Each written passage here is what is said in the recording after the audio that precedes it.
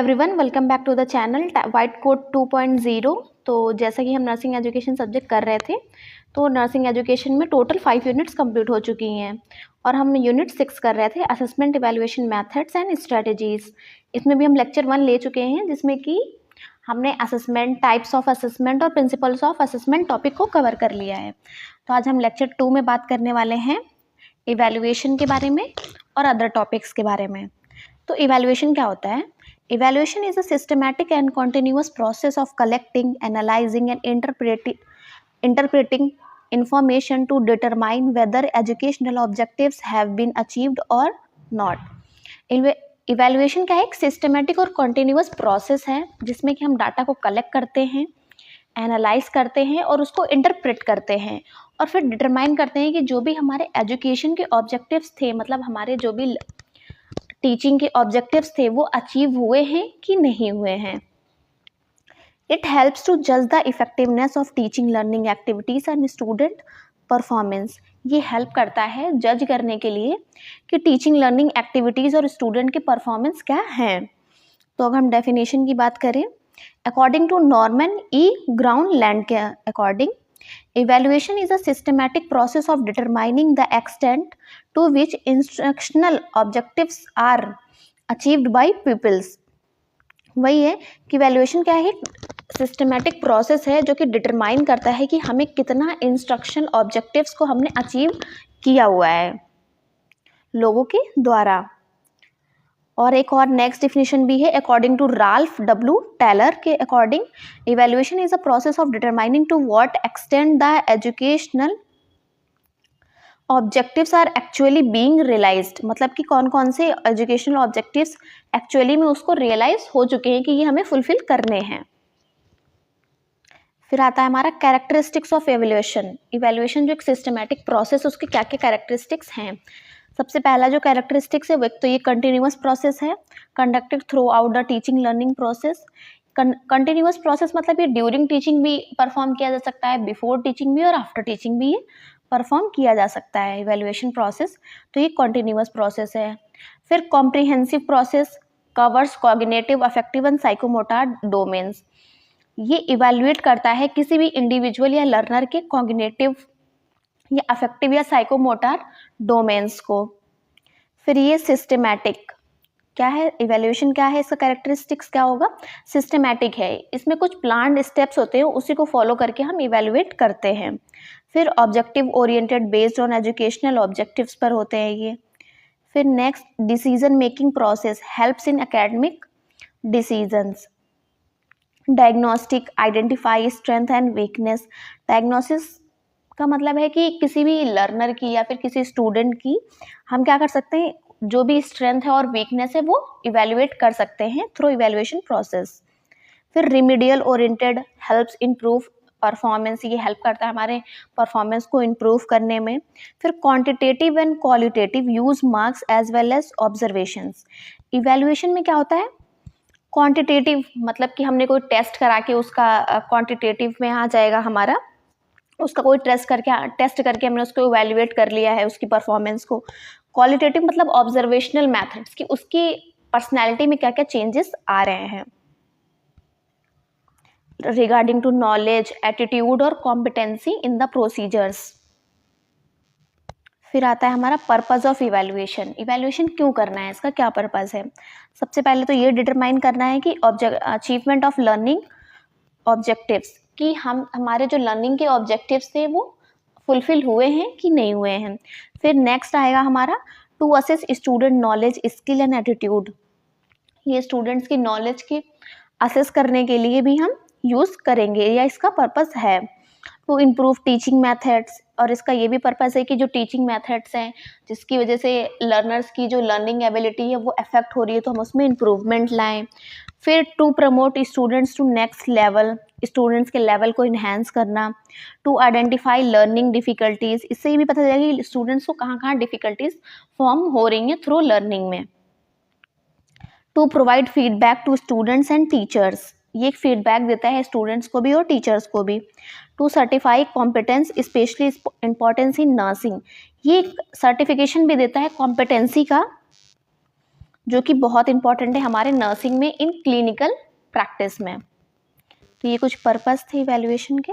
Next हम बात करते हैं स्कोप ऑफ इवैल्यूएशन, मतलब कि इवैल्यूएशन का कहाँ कहाँ स्कोप है। जैसे कि अभी मैंने यहाँ पे बताया था ना कि ये कॉम्प्रिहेंसिव नेचर का होता है, ठीक है, जो क्या कवर करता है हमारे कॉग्निटिव डोमेन को भी, अफेक्टिव मतलब हमारे इमोशंस को भी, और साइकोमोटर डोमेन्स को भी।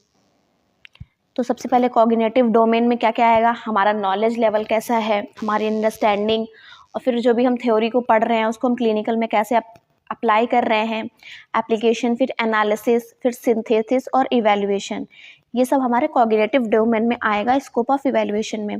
अफेक्टिव में हमारा एटीट्यूड, वैल्यूज़ और इंटरेस्ट, और साइकोमोटर डोमेन में आएगा हमारा क्लिनिकल स्किल्स, हमारी क्लिनिकल स्किल्स कैसी हैं, प्रोसीजर्स आपको हम कैसे परफॉर्म करते हैं, और कम्युनिकेशन स्किल्स। तो फिर ये आएगा हमारा साइकोमोटर डोमेन में। तो ये कुछ स्कोप्स थे इवैल्यूएशन के।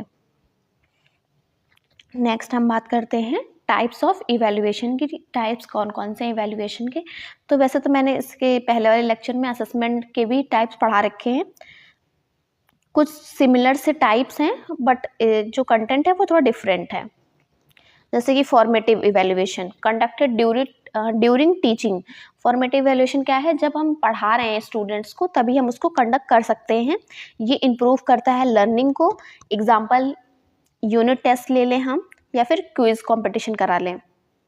समेटिव का मतलब है conducted at end of course, जब हमारा कोर्स और टॉपिक ख़त्म हो जाता है तब हम जो इवैल्यूएशन करते हैं उसको समेटिव इवैल्यूएशन कहते हैं। जैसे एग्जांपल्स आएगा हमारे फाइनल एग्जाम्स होते हैं, यूनिवर्सिटी वाले एग्जाम्स। फिर डायग्नोस्टिक में आइडेंटिफाई लर्निंग प्रॉब्लम्स। फिर आएगा norm reference evaluation, compare students with others, मतलब कि स्टूडेंट्स को या फिर एक सेमेस्टर के स्टूडेंट्स को या फिर दूसरे सेमेस्टर के स्टूडेंट्स को कंपेयर करना सेम सब्जेक्ट में। ये आएगा हमारा किसमें, नॉर्म रेफरेंस इवैल्यूएशन में। फिर क्राइटेरिया रेफरेंस में क्या आएगा, compare performance with fixed standards. Criteria reference evaluation में मतलब जो भी हम कंपैरिजन करेंगे परफॉर्मेंस का वो बिल्कुल फिक्स्ड स्टैंडर्ड्स पे होने चाहिए। जैसे कि हम किसी प्रोसीजर का अगर इवैल्यूएशन कर रहे हैं स्टूडेंट्स में तो हमें चेकलिस्ट को फॉलो करना होता है, क्योंकि वो एक स्टैंडर्ड स्टेप्स हमें बताता है। फिर इंटरनल इवैल्यूएशन जो हमारा इंस्टीट्यूट कंडक्ट करता है, और एक्सटर्नल इवैल्यूएशन जो हमारी यूनिवर्सिटी कंडक्ट करती है।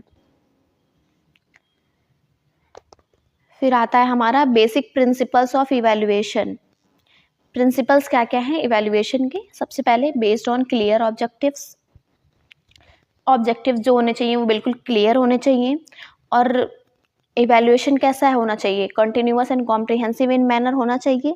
यूज़ ऑफ मल्टीपल टूल्स का यूज़ करना चाहिए इवैल्यूएशन को टेस्ट करने के लिए। फिर ऑब्जेक्टिव और अनबियास्ड होना चाहिए। वैलिड एंड रियलेबल, जो भी हम टेस्ट कर रहे हैं या फिर जो भी हमारा रिजल्ट आएगा, जो फीडबैक आएगा वो वैलिड और रियलेबल होना चाहिए। फिर प्रैक्टिकल एंड फीसिबल होना चाहिए। ट्रांसपेरेंट एंड फेयर, मतलब कि इक्वालिटी होनी चाहिए, जितने भी टेस्ट दी जा रहे हैं या फिर जो भी इसका स्कोरिंग मार्क्स है सब में इक्वालिटी होनी चाहिए। फिर आता है हमारा इम्पोर्टेंस का क्या है, ये इम्प्रूव करेगा इम्पोर्टेंस ऑफ इवैल्यूएशन।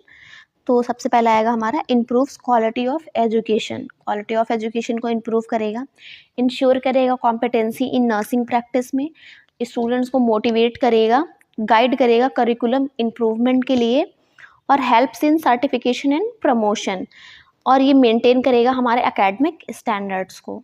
तो ये कुछ इंपॉर्टेंट्स हैं इवैल्यूएशन के। फिर नेक्स्ट आता है हमारा बैरियर्स टू इवैल्यूएशन।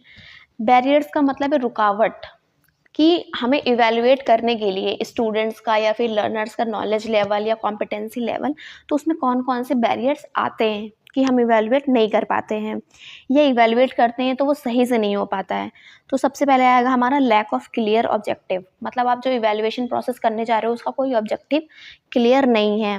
फिर बियास मतलब इनइक्वालिटी आ जाती है, और सब्जेक्टिविटी। फिर पुअरली कंस्ट्रक्टेड टूल्स, जो भी टूल्स का आप यूज़ करने जा रहे हैं इवैल्यूएशन टूल्स का, वो भी क्या है, कंस्ट्रक्शन उनका अच्छा नहीं है, या फिर वो जो रिजल्ट देंगे हमें वो एक्यूरेट नहीं दे रहे हैं। फिर inadequate training of teachers, time constraint, जो भी इवैल्यूएशन प्रोसेस होती है वो ना बहुत टाइम कंज्यूमिंग प्रोसेस होती है। फिर लार्ज स्टूडेंट स्ट्रेंथ, तो फिर लार्ज स्टूडेंट स्ट्रेंथ होने की वजह से हर एक स्टूडेंट का इवैल्यूएशन अच्छे से नहीं हो पाता है। फिर इनकंसिस्टेंट इवैल्यूएशन क्राइटेरिया, इनकंसिस्टेंस मतलब ये कोई पर्टिकुलर टाइम पीरियड या कोई ड्यूरेशन में नहीं किया जाता है, ये कभी भी किया जा सकता है, इसलिए इनकंसिस्टेंसी पाई जाती है कि कभी स्टूडेंट का नॉलेज अप भी हो सकता है और कभी डाउन भी हो सकता है। फिर ये दिया हुआ है difference between assessment and evaluation, थोड़ा सा इसको देख लेते हैं। असेसमेंट का मीनिंग क्या है? Process of collecting information. और इवैल्यूएशन का मीनिंग क्या है? Judging the value of collected information, जज करना कि उस इन्फॉर्मेशन की क्या वैल्यू है। नेचर कैसा है इसका? कॉन्टिन्यूअस है। Evaluation periodic. पर्पस इंप्रूव करेगा लर्निंग को और ये डिसीजंस को बनाएगा। फोकस लर्निंग प्रोसेस में और इसका फाइनल आउटकम फुलफिल होने में होता है। एग्जाम्पल क्विज, असाइनमेंट, और इसका होता है फाइनल एग्जाम रिजल्ट। फिर आता है हमारा guidelines to develop various assessment test. तो ये मतलब कि असेसमेंट टेस्ट जो होता है उसके कुछ गाइडलाइंस हैं कि वो कैसे परफॉर्म करना होता है assessment test.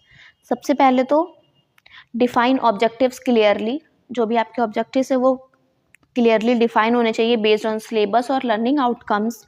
Prepare blue print distribution of marks according to topics and objectives, marks का डिस्ट्रीब्यूशन करना है हमें टॉपिक्स और ऑब्जेक्टिव्स के अकॉर्डिंग। सिलेक्ट करेंगे अप्रोप्रिएट टेस्ट टाइप, कि हम कौन सा टेस्ट अप्लाई करने वाले, जैसे ऑब्जेक्टिव टाइप में करेंगे कि शॉर्ट आंसर मिलेंगे किसी का टेस्ट, कि ऐसे टाइप मिलेंगे कि प्रैक्टिकल एग्जाम कराएंगे। Ensure validity, test should measure what it intends to measure, मतलब टेस्ट में हमको पता है कि हमें क्या मेजर करना है। Reliability, result should be consistent, maintain कर रखना है हमें। ऑब्जेक्टिविटी को पर्सनल ब्यास नहीं करने हैं। प्रिपेयर करेंगे मार्किंग स्कीम को, क्लियर स्कोरिंग क्राइटेरिया होना चाहिए। और conduct item analysis, check difficulty level and discrimination index, provide feedback और रिवाइज और इम्प्रूव टेस्ट। तो ये कुछ गाइडलाइंस थी जो कि हम डेवलप करता है हमारे वेरियस असेसमेंट टेस्ट को। फिर आता है हमारा असेसमेंट ऑफ नॉलेज। तो assessment of knowledge is a systematic process of measuring the learners understanding, comprehension, application and critical thinking ability in the cognitive domain. Assessment of knowledge एक systematic process है जो measure करता है learners की understanding को, comprehension को, comprehensive में उसका कॉग्निटिव, अफेक्टिव और साइकोमोटर तीनों डोमेन्स आ जाएंगे। और एप्लीकेशन मतलब उसने थ्योरी को क्लिनिकल प्रैक्टिस में वो कैसे अप्लाई कर रहा है और उसकी क्रिटिकल थिंकिंग एबिलिटी क्या है। तो ये है हमारा assessment of knowledge. In nursing education, assessment of knowledge ensures that students have acquired adequate theoretical foundation before performing clinical skills. अगर नर्सिंग एजुकेशन में देखें कि असेसमेंट ऑफ नॉलेज क्या है, असेसमेंट ऑफ नॉलेज इंश्योर करता है कि स्टूडेंट्स ने एक अच्छी खासी नॉलेज हमारी एक्वायर कर ली है, जो भी हमारा थ्योरी का बेसिक्स है, किसी भी क्लिनिकल प्रोसीजर्स को या फिर क्लिनिकल स्किल्स को परफॉर्म करने से पहले ही। अब बात करते हैं टाइप्स ऑफ असेसमेंट मेथड्स कि असेसमेंट के मेथड्स कौन कौन से हैं। सबसे पहले असेसमेंट का मेथड है वो ऑब्जेक्टिव मेथड है। तो ऑब्जेक्टिव मेथड में हमारा क्या क्या आएगा? Multiple choice questions, true false, matching type और fill in the blanks. Objective method से मतलब कि स्टूडेंट्स को ज़्यादा कुछ लिखना नहीं है, ओनली यस और नो में आंसर करना है या फिर राइट और रॉन्ग में आंसर करना है। फिर दूसरा आता है हमारा सब्जेक्टिव मेथड्स, मतलब कि स्टूडेंट्स को अपना नॉलेज लेवल और अपनी थिंकिंग का यूज़ करके क्वेश्चंस का आंसर लिखना है, जैसे ऐसे टाइप क्वेश्चन हो गया और शॉर्ट आंसर क्वेश्चन हो गया। फिर ओरल एग्जामिनेशन हम जो लेते हैं वाइवा में, और प्रैक्टिकल जैसे कि क्लिनिकल असेसमेंट्स टूल्स जो होते हैं वो भी मैं आगे बताऊंगी। तो असेसमेंट ऑफ नॉलेज कहाँ कहाँ फोकस करता है? मेनली रिकॉल करता है फैक्ट्स को, अंडरस्टैंडिंग ऑफ कॉन्सेप्ट पर, इंटरप्रिटेशन पर, एप्लीकेशन इन नर्सिंग सिचुएशंस पर, क्रिटिकल थिंकिंग पर। मोस्ट कॉमन रिटन मेथड्स कौन कौन से हैं असेसमेंट के हमारे? ऐसे टाइप क्वेश्चन, शॉर्ट आंसर और मल्टीपल चॉइस, ये बहुत ही मोस्ट कॉमन रिटन मेथड्स होते हैं हमारे असेसमेंट ऑफ नॉलेज के। सबसे पहले हम बात करते हैं ऐसे टाइप क्वेश्चन का। ऐसे type question requires students to organize, analyze and present information in a structured manner. ऐसे क्वेश्चंस क्या होते हैं, स्टूडेंट्स को मतलब रिक्वायरमेंट होती है कि वो जो भी उसका कंटेंट है उसको ऑर्गेनाइज करें कि और फिर लिखना क्या है, और उनको एक प्रेजेंटेशन, वे ऑफ प्रेजेंटेशन जो होता है कॉपी में, वो भी एक स्ट्रक्चर्ड मैनर में करना पड़ता है। तो इसके डेफिनेशन देखते हैं हम। ऐसे क्वेश्चंस आर रिटन टेस्ट, ये एक रिटन टेस्ट होता है जिसमें रिक्वायरमेंट होती है लॉन्ग और डिस्क्रिप्टिव आंसर्स की in the students own words. Student अपने वर्ड्स में एक लॉन्ग और डिस्क्रिप्टिव आंसर्स का लिखते हैं कॉपी में। Types, extended response essay, freedom to answer in detail, मतलब कि एक फ्रीडम दे दी कि कुछ भी लिख दो, कॉपी आंसर लिखना है क्वेश्चन का इन डिटेल में। जैसे कि एग्जांपल है मैनेजमेंट ऑफ मायोकार्डियल इन्फेक्शन, तो जैसे कि अब इसमें मैनेजमेंट बोल दिया है एमआई का, तो अब मैनेजमेंट में तो बहुत सारे मैनेजमेंट होंगे, मेडिकल मैनेजमेंट भी होगा हमारा, सर्जिकल मैनेजमेंट भी आ जाएगा, नर्सिंग मैनेजमेंट भी आ जाएगा। तो ये सब है हमारा किस में आएगा, एक्सटेंडेड रिस्पॉन्स में। लेकिन रेस्ट्रिक्टेड रिस्पॉन्स में क्या होगा, limited scope and word limit, तब हम क्वेश्चन जो देते हैं वो लिमिटेड होता है और उसकी जो वर्ड्स होती हैं वो लिमिटेड होता है, मतलब उसका स्कोप जितना लिखना है वो लिमिटेड होगा content. For example define shock and list its types, मतलब पहले शॉक को डिफाइन करना है, क्वेश्चन ने हमें बता दिया कि लिमिटेड आंसर ही आपको देना है, शॉक को डिफाइन करना है और इसके टाइप्स जो भी हैं उसको सिर्फ लिस्ट आउट करना है। फिर आता है हमारा एडवांटेजेस क्या क्या हैं इसके और डिसएडवांटेजेस क्या हैं और गाइडलाइंस क्या क्या हैं इसको कंस्ट्रक्ट करने में। सबसे पहले तो ये मेज़र करता है हमारी हाई ऑर्डर थिंकिंग को, test ability to organize ideas, encourage करेगा क्रिटिकल थिंकिंग को और इवेल्युएट करता है डेप्थ ऑफ नॉलेज को। डिसएडवांटेजेस में क्या आएगा, टाइम कंज्यूमिंग है क्योंकि हमें बहुत सारा आंसर लिखना है। फिर सब्जेक्टिव स्कोरिंग है, limited content coverage, examiner Beas possible, क्योंकि इतना सारा कंटेंट होता है तो ज़रूरी नहीं है एग्जामिनर सारे कंटेंट को पढ़े और अच्छे से मार्क्स दे। फिर guidelines for construction, clear instructions होने चाहिए, specific word limit, use action verbs, define, explain और डिस्कस, ये हम यूज़ करते हैं जब क्वेश्चन को फॉर्म करते हैं। प्रिपेयर करेंगे model answer and marking scheme को। फिर नेक्स्ट आता है हमारा शॉर्ट आंसर क्वेश्चन। तो short answer questions require brief precise responses. Short answer questions क्या क्या होते हैं, ये बहुत ही मतलब छोटे होते हैं, इनको रिक्वायरमेंट होती है कि ब्रीफ और प्रिसाइज, मतलब जितना क्वेश्चन पूछा है बस उसका ही आंसर लिखना है हमें या रिस्पॉन्स करना है। Definition, these are questions that can be answered in a few words और शॉर्ट ड्यूरेशन, मतलब ये क्वेश्चंस का आंसर हमें लिखना है कुछ वर्ड्स में और शॉर्ट ड्यूरेशन में ही लिखना है। जैसे define hypertension, list type of anaemia. इसके एडवांटेजेस क्या क्या होंगे, सबसे पहले तो शॉर्ट आंसर देने से कवर वाइड सिलेबस, मतलब ये सिलेबस के जो टॉपिक्स हैं उनको ज़्यादा कवर कर लेता है और इजी होता है स्टूडेंट्स के लिए लिखना भी और स्कोर करना भी, और टाइम कंज्यूमिंग भी कम होती है और रिड्यूस गेसिंग।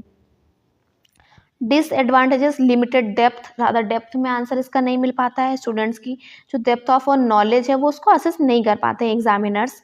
मे test memory more than understanding, ये जो टेस्ट होता है ना ये मेमोरी पे ज़्यादा फोकस करता है कि जो रिसेंट मेमोरी है वो उस पर ज़्यादा फोकस कर लेते हैं।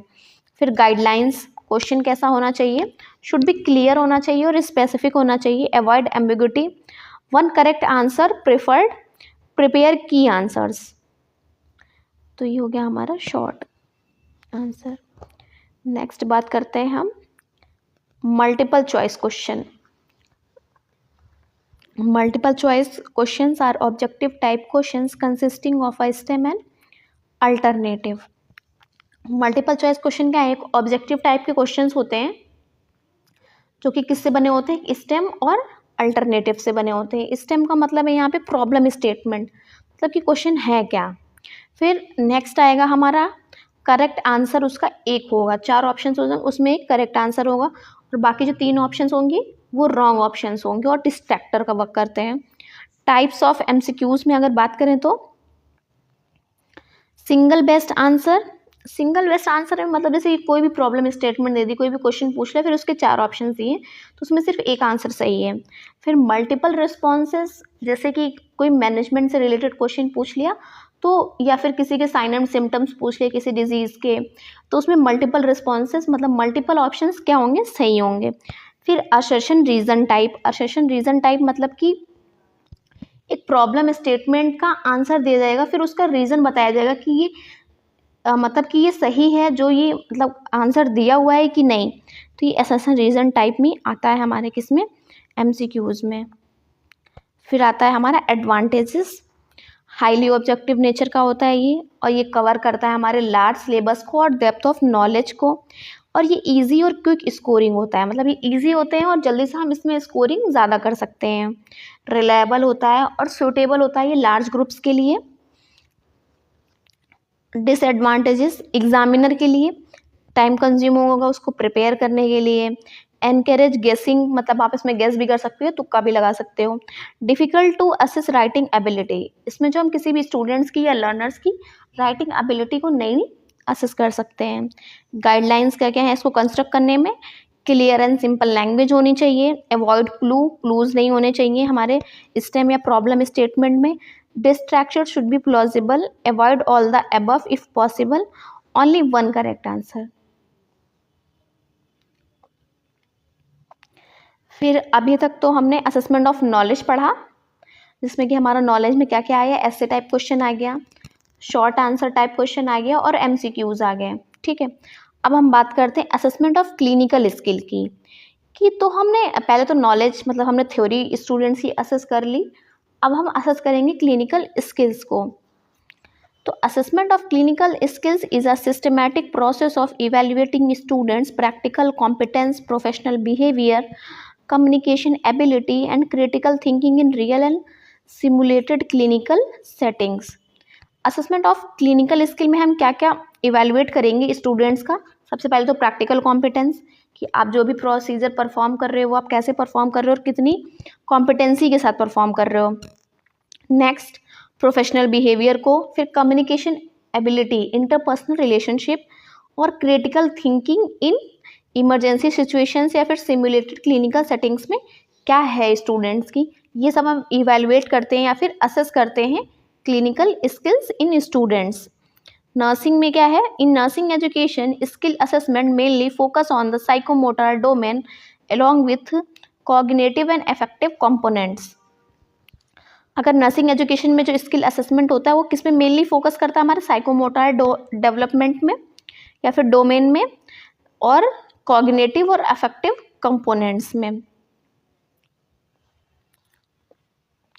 फिर ऑब्जेक्टिव्स क्या क्या होने चाहिए क्लिनिकल स्किल असेसमेंट के, तो to determine clinical competence, to evaluate application of the theoretical knowledge, मतलब ये क्लिनिकल कॉम्पिटेंस को डिटरमाइन करेगा और इवेल्युएट करेगा कि हमने जो भी थ्योरी में पढ़ा है उसको हमने कैसे अप्लाई किया है प्रैक्टिकली, और असेस करेगा हमारे कम्युनिकेशन स्किल को, इवेल्युएट करेगा हमारे प्रोफेशनल एटीट्यूड और बिहेवियर को, और इंश्योर कराएगा ये पेशेंट की सेफ्टी को।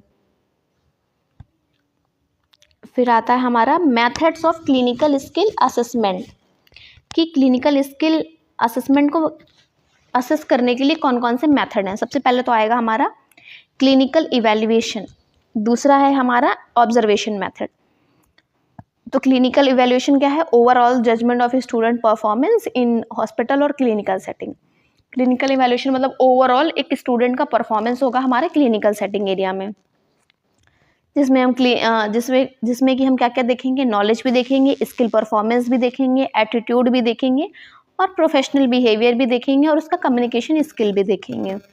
फिर आता है हमारा ऑब्जर्वेशनल मेथड, मतलब कि at the time of present, मतलब जो भी सुपरवाइजर है या फिर जो भी टीचर है वो वार्ड में प्रेजेंट रहेगा और डायरेक्ट वॉच करेगा स्टूडेंट्स को जब वो परफॉर्म कर रहे होंगे नर्सिंग प्रोसीजर्स को, जिसमें participant observation, non participant observations आता है हमारा। इसके एडवांटेजेस क्या है, ये रियल टाइम असेसमेंट देगा, इमीडिएट फीडबैक हमें मिलेगा। डिसएडवांटेजेस सब्जेक्टिव और ऑब्जर्व बियास। ऑब्जर्व बियास मतलब कि इसमें जो सुपरवाइज़र या फिर जो क्लिनिकल इंस्ट्रक्टर्स होता है वो फुली ऑब्जर्व नहीं कर पाता है स्टूडेंट्स को, या फिर उसमें ब्यासनेस आ जाती है। तो सबसे पहला हमारा है चेकलिस्ट। तो uh checklist is a list of specific behaviours और steps use to evaluate skill performance. Checklist क्या होती है? चेकलिस्ट एक क्या है, रिटन गाइडलाइंस हैं, या फिर कह सकते हैं कि रिटन स्टेप्स ऑफ प्रोसीजर्स हैं जो कि एक स्टूडेंट फॉलो करता है किसी भी नर्सिंग प्रोसीजर को परफॉर्म करने के लिए। तो जैसे एग्जांपल दिया, स्टेप्स ऑफ आईवी कैलुनेशन या फिर steps of NG tube insertion. तो ये क्या है, सारे स्टेप्स जो होते हैं वो रिटन लैंग्वेज में लिखे होते हैं। तो ये होता है हमारा चेकलिस्ट जो कि स्टूडेंट्स फॉलो करके नर्सिंग प्रोसीजर्स को परफॉर्म करते हैं और मेंटेनेंस ऑफ स्टैंडर्ड में भी ये हेल्प करते हैं। एडवांटेजेस, ऑब्जेक्टिव होगा, ये सिंपल होता है और इजी स्कोरिंग होती है, इसमें स्कोर्स भी दिए जाते हैं स्टूडेंट्स को। Disadvantages, does not measure quality, ये कोई क्वालिटी को नहीं मेजर करता है कि स्टूडेंट कितने कॉम्पिटेंस के साथ वो प्रोसीजर परफॉर्म कर रहा है, बस स्टेप्स को बताता है। ओनली इंडिकेट करता है ये स्टेप डन और नॉट, ये स्टूडेंट ने ये स्टेप किया था कि नहीं किया था। नेक्स्ट आता है हमारा रेटिंग स्केल।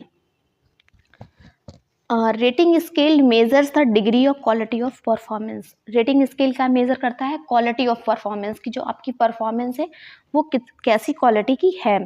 फॉर एग्जांपल इसमें गुड होता है, जो भी रेटिंग के मतलब स्केल्स हैं, गुड, फेयर और पुअर और एक्सेलेंट। एडवांटेजेस, मेजर्स करता है ये क्वालिटी को, मोर डिटेल्ड देन चेकलिस्ट। और डिसएडवांटेजेस होगा सब्जेक्टिव स्कोरिंग पॉसिबल। फिर आता है हमारा video tapes, student performance are recorded and evaluated letter.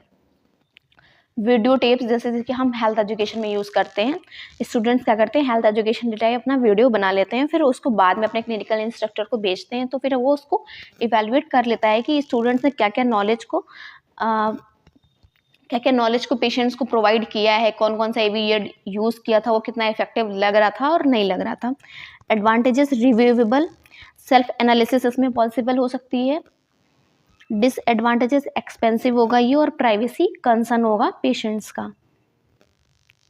फिर आता है हमारा रिटन कम्युनिकेशन। रिटन कम्युनिकेशन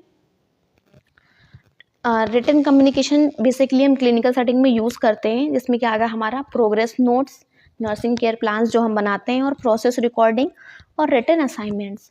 तो प्रोग्रेस नोट्स जो होते हैं वो डेली बनते हैं, ये जो प्रिपेयर किए जाते हैं प्रोग्रेस नोट्स वो डेली बेसिस पे किए जाते हैं। Documentation of patient condition and care given, मतलब इसे हम डॉक्यूमेंट करते हैं कि पेशेंट की कंडीशन कैसी है और हमने क्या केयर दी है, और असेस करते हैं डॉक्यूमेंटेशन स्किल्स को और इवेल्युएट करते हैं क्लैरिटी और एक्यूरेसी को। नर्सिंग केयर प्लान जैसे कि पता ही है सबको, एक स्ट्रक्चर्ड प्लान होता है जिसमें हम क्या करते हैं, पहले असेसमेंट करते हैं, फिर डायग्नोसिस करते हैं, फिर प्लानिंग, इम्प्लीमेंटेशन और इवेल्युएशन। प्रोसेस रिकॉर्डिंग क्या है, detail written account of nurse patient interaction, evaluate communication skill, helps improve therapeutic communication. Process normally अगर सब्जेक्ट से देखा जाए तो हम जब भी किसी पेशेंट से बात करते हैं या फिर इंटरपर्सनल रिलेशनशिप फॉर्म करते हैं तो उसको हम नर्स पेशेंट रिलेशनशिप कहते हैं। लेकिन जब एक साइकेट्रिक हिस्ट्री को हम कलेक्ट करते हैं पेशेंट से या कम्युनिकेशन करते हैं तो उसे हम प्रोसेस रिकॉर्डिंग कहते हैं, क्योंकि उसके जो ऑब्जेक्टिव्स हैं या फिर जो उसके आउटलाइन कंटेंट्स हैं वो ऑलरेडी फिक्स्ड होते हैं, वो थोड़ा अलग होता है साइकेट्रिक का। फिर रिटन असाइनमेंट जो भी होता है, जो भी हम कम्युनिकेट करके या फिर रिटन्स में बनाते हैं, जैसे केस स्टडी बनाते हैं हम, ड्रग स्टडी या हेल्थ एजुकेशन प्लान्स बनाते हैं, असिस रिसर्च एंड एनालिटिकल एबिलिटी। तो रिटन कम्युनिकेशन में हमारे कितने आएंगे, पहला प्रोग्रेस नोट, दूसरा नर्सिंग केयर प्लान, फिर तीसरा प्रोसेस रिकॉर्डिंग, चौथा रिटन असाइनमेंट्स। फिर वर्बल कम्युनिकेशन जो कि हमारे क्लिनिकल इंस्ट्रक्टर्स जब भी आते हैं राउंड लेने क्लिनिकल सेटिंग में तो वो हमसे कुछ ना कुछ क्वेश्चंस पूछ लिया करते हैं, तो उसमें वो असेस करते हैं हमारे नॉलेज को और क्रिटिकल थिंकिंग को और कॉन्फिडेंस को। एडवांटेजेस वही इमीडिएट क्लैरिफिकेशन मिल जाता है कि स्टूडेंट्स क्या लर्न कर रहे हैं दिस वर्ड से। फिर टेस्ट रीजनिंग एबिलिटी, डिसएडवांटेज क्या होगा हमारा, एग्जामिनर ब्यास और स्टूडेंट्स की एंजाइटी। फिर आता है हमारा सिमुलेशन। सिमुलेशन तो इससे पहले भी बता चुकी हूँ कि क्या होता है। सिमुलेशन यूजेस मैनीक्विंस या फिर simulated scenarios to assess skills without harming real patients. Simulations क्या है कि हम क्लिनिकल सेटिंग एरिया में जाने से पहले ही जो भी प्रोसीजर्स को परफॉर्म करते हैं मैनीक्यूअर पर और असेस करते हैं कि उसका क्या रिजल्ट आ रहा है। अगर हमसे कोई गलती भी हो जाती है तो उसमें हार्म नहीं होता है पेशेंट्स को, इसलिए ये हमारी यूज़फुल होती है। इसी को बोलते हैं simulation learning. It provides a safe learning environment. Next आता है हमारा ऑस्की, ऑब्जेक्टिव स्ट्रक्चर्ड क्लिनिकल एग्जामिनेशन। ये किसने डेवलप किया था, रोनाल्ड हार्डन ने। ऑस्की क्या होता है, OSCE is a structured method होता है एक जो असेस करता है clinical competence through multiple stations. OSCE basically हमारा असेस करता है क्लिनिकल कॉम्पिटेंस को थ्रू मल्टीपल स्टेशंस में। ऑस्की में बहुत सारे स्टेशंस होते हैं, बेसिकली 10 स्टेशंस होते हैं और उनका एक फिक्स ड्यूरेशन होता है और वहाँ पे क्वेश्चंस रखे होते हैं या फिर प्रोसीजर्स भी हो सकते हैं एक पर्टिकुलर स्टेशन पे। फीचर्स, टाइम लिमिटेड स्टेशंस होंगे इसमें, स्टैंडर्डाइज चेकलिस्ट को फॉलो करना होता है और ऑब्जेक्टिव स्कोरिंग होती है। एडवांटेजेस, हाईली रिलायबल होते हैं, इसमें कोई ब्यासनेस नहीं होती है, कवर करता है ये वाइड रेंज ऑफ स्किल्स को। डिसएडवांटेजेस, इसमें रिसोर्सेज की रिक्वायरमेंट होती है और टाइम कंज्यूमिंग होता है इसको प्रिपेयर करने के लिए। Self evaluation, students assess their own performance, self evaluation में आएगा। एडवांटेज क्या है, सेल्फ अवेयरनेस को प्रमोट करना, रिफ्लेक्टिव लर्निंग को इनकरेज करना। फिर आता है हमारा क्लिनिकल पोर्टफोलियो। क्लिनिकल पोर्टफोलियो जैसे कि हम पहले असाइनमेंट्स को बनाते रहते हैं, फिर क्या करते हैं एक फाइल में उसको अरेंज कर लेते हैं, तो वो हमारा क्लिनिकल पोर्टफोलियो हो गया। A collection of students clinical experiences and achievements, जैसे कि हमारी केस स्टडी हो गई, केयर प्लान्स हो गए, रिफ्लेक्टिव नोट्स हो गए या फिर स्किल रिकॉर्ड्स हो गए।